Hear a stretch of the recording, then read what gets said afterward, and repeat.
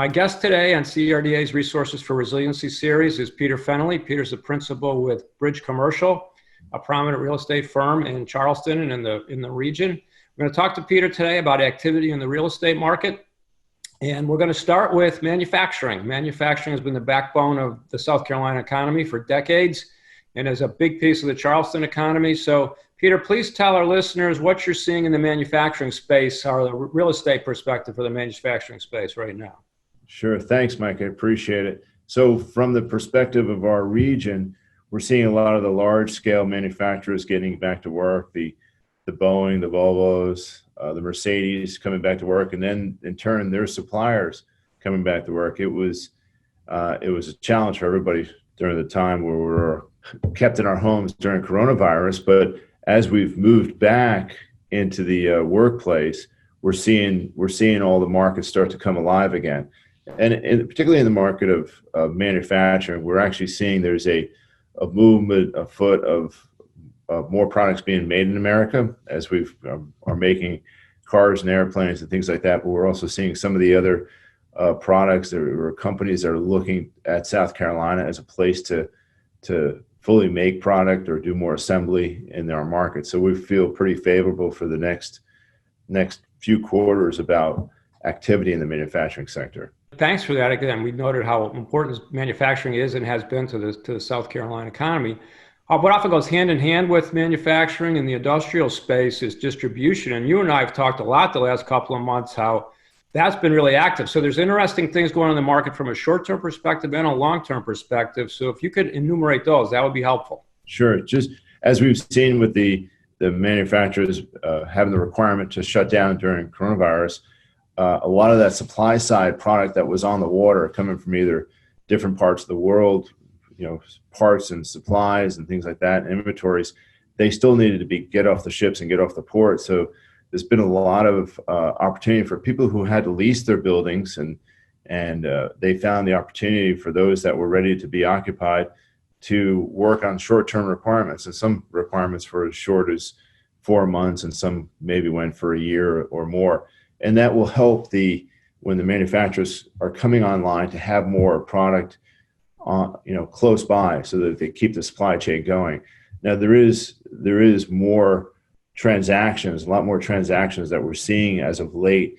So people trying to increase their supply chain, whether it's consumer goods or, places like Lowe's and Home Depot, everybody's there every weekend, working on the gardening in their yards. And so we've been seeing a lot of products that have come to our region and to our market that have needed a place to stay. So we've seen probably of the transaction that we saw during coronavirus, there's probably 50-60% of them were short-term requirements and others were long-term. We're starting now to see more consistency of the long-term requirements and some being consumer goods, but also some being more manufacturing product, supply chain based work. Quick follow-up there. CRDA has been talking about in some of our other Resources for Resiliency series and blogs that we see a potential reshoring, a more regional approach to supply chains. Is any of this coming into play in what you see there? I think so. I think that coronavirus took everybody surprised, but also took everybody across the country to see how we were able to distribute and work during this time. So, there was some, as it started in the early parts of the lockdown, the closing of businesses, we realized that different supply chains had weaknesses. And some people's response to those weaknesses to shore that up is to have many more locations instead of having big major hubs. So some companies are looking at setting more hub and spoke systems now, and there's some redeployment of different methodologies of distribution chains. So, I think there's going to be a lot of movement. I think there's going to be a lot of lessons learned from going from coronavirus and things that we will learn to be handle our challenges in the future better, and also maybe things that we should have been improving on, some efficiencies that we'll learn to improve on, just like this, communicating via go-to meetings or Zoom or things like that. That's a positive. So that's a good segue, Peter, because from a bullish outlook on the industrial space, the office space is much more interesting. And so there's a couple trends that could happen here. One is, we're doing a lot of Zoomings. We're doing Zoom meetings right now. Many office workers have learned to work from home. Working from home has worked better than a lot of us would have ever anticipated, whether by choice or not by choice.